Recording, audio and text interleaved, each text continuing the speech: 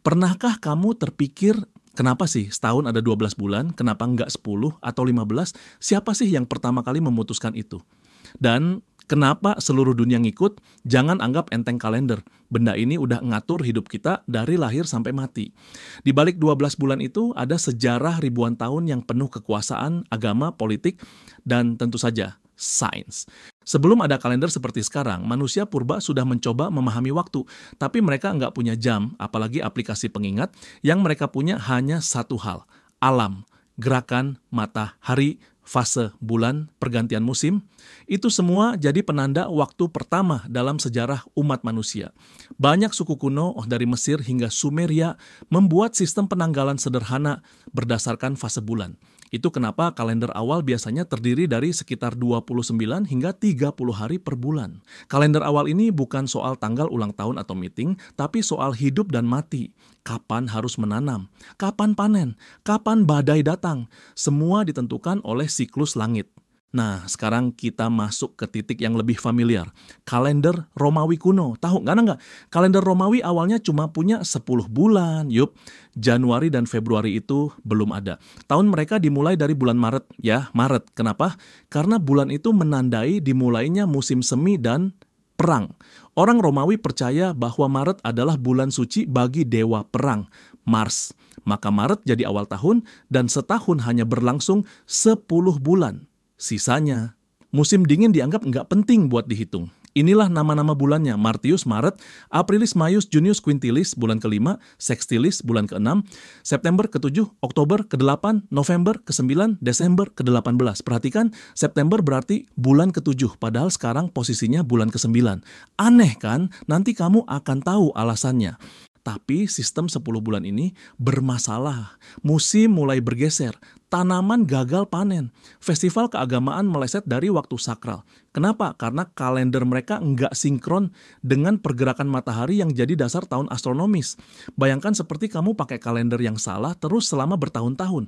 Ujung-ujungnya semua jadi kacau. Akhirnya, bangsa Romawi menambahkan 2 bulan baru, Januarius dan Februarius.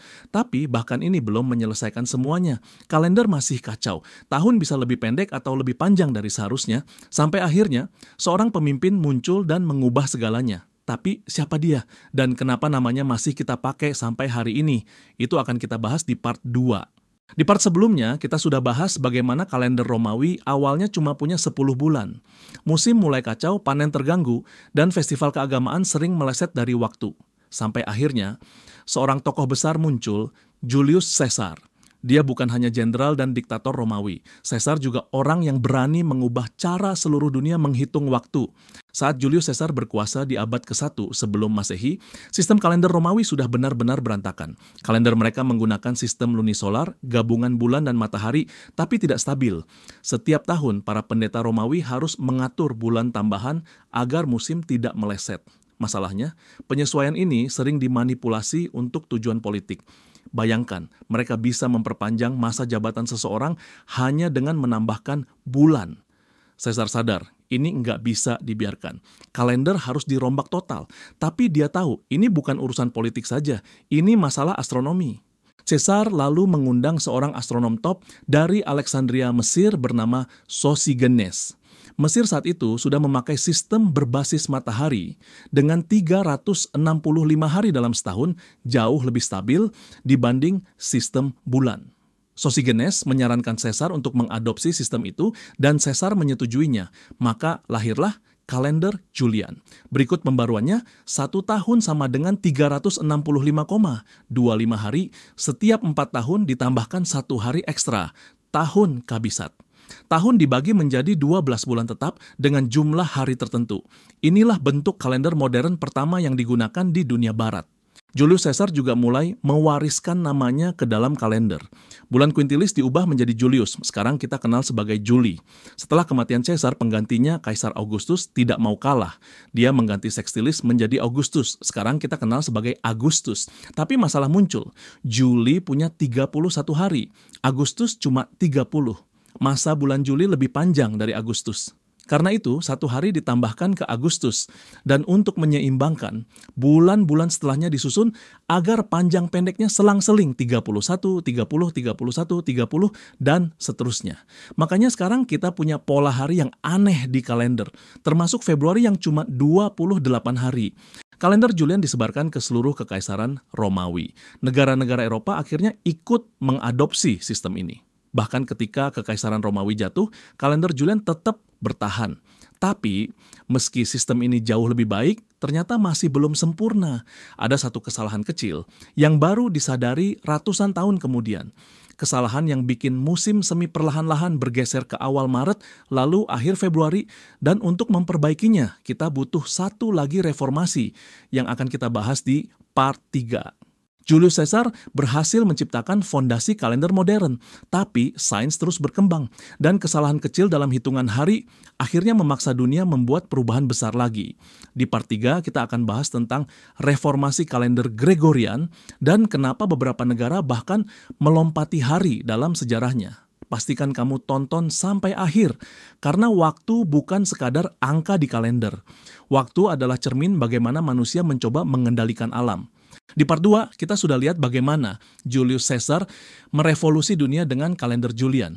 Tapi meskipun kalender itu jauh lebih akurat dari sistem sebelumnya, ternyata masih punya satu kesalahan fatal. Kesalahan kecil yang membuat musim bergeser pelan-pelan selama ratusan tahun. Dan dunia pun butuh reformasi kalender besar-besaran. Lagi. Inilah kisah tentang kalender Gregorian dan fakta-fakta aneh yang masih kita rasakan sampai sekarang. Kalender Julian menetapkan bahwa satu tahun sama dengan 365,25 hari, jadi setiap 4 tahun ditambahkan satu hari, tahun Kabisat. Masalahnya, tahun astronomis sebenarnya bukan 365,25 hari, tapi 365,2422 hari. Artinya, setiap tahun kalender Julian kelebihan sekitar 11 menit. Cuma 11 menit? Ya, tapi bayangkan kalau itu berlangsung selama ratusan tahun. Hasilnya, musim semi yang seharusnya jatuh sekitar 21 Maret mulai bergeser jadi awal Maret. Tanggal-tanggal sakral seperti Paskah jadi tidak sinkron lagi dengan posisi matahari. Gereja Katolik yang waktu itu sangat berpengaruh menganggap ini masalah serius. Tahun 1582, Paus Gregorius ke-13 akhirnya memutuskan kalender Julian harus diganti. Dengan bantuan para astronom dan matematikawan, dibuatlah sistem baru, kalender Gregorian. Inilah yang kita pakai sekarang. Perubahannya, tahun tetap 365 hari, tahun Kabisat hanya berlaku jika tahun bisa dibagi 4, tapi jika tahun bisa dibagi 100, bukan tahun Kabisat. Kecuali juga bisa dibagi 400, baru Kabisat. Contoh, tahun 1600 sama dengan Kabisat, tahun 1700, 1800, 1900 sama dengan bukan Kabisat, tahun 2000 sama dengan Kabisat, tahun 2100 nanti sama dengan bukan Kabisat. Hasilnya, rata-rata tahun menjadi 365,2425 hari, jauh lebih akurat. Tapi ada satu masalah besar saat kalender baru ini diperkenalkan. Untuk menyesuaikan kembali tanggal musim semi dan waktu keagamaan, Paus Gregorius menghapus 10 hari dari sejarah. Di negara-negara Katolik seperti Italia, Spanyol, dan Portugal, tanggal 4 Oktober 1582 langsung lompat ke 15 Oktober. Artinya, tanggal 5 sampai 14 Oktober 1582 tidak pernah ada. Bayangkan, orang tidur tanggal 4, bangun-bangun sudah tanggal 15. Kalau kamu ulang tahun di antara tanggal itu, kamu bisa dianggap tidak pernah lahir tahun itu.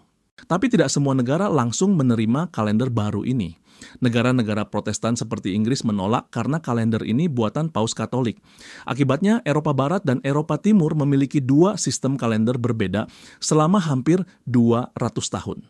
Inggris baru mengadopsi kalender Gregorian pada tahun 1752 dan mereka harus menghapus 11 hari dari kalender. Tanggal 2 September 1752 langsung lompat ke 14 September. Ada catatan bahwa rakyat sempat demo karena mereka merasa hidup mereka dicuri. Negara-negara Timur Ortodoks seperti Rusia, mereka bahkan baru resmi mengadopsi kalender Gregorian pada tahun 1918 setelah revolusi Bolshevik. Makanya kalau kamu perhatikan, revolusi Rusia disebut terjadi di Oktober tapi dirayakan pada November karena perbedaan kalender. Sekarang hampir seluruh dunia memakai kalender Gregorian, tapi sistem ini masih punya keanehan. Kenapa Februari cuma 28 hari? Kenapa urutan hari per bulan tidak konsisten? Kenapa minggu pertama bulan bisa mulai dari hari apa saja? Semua itu adalah warisan sejarah dan kompromi politik dari ribuan tahun lalu. Kalender kita bukan hasil logika sempurna, tapi hasil kompromi antara agama, kekuasaan, dan kebutuhan praktis. Sekarang kamu tahu, 12 bulan dalam setahun itu bukan sesuatu yang alamiah. Itu adalah hasil dari revolusi, invasi, sains, dan bahkan ego manusia.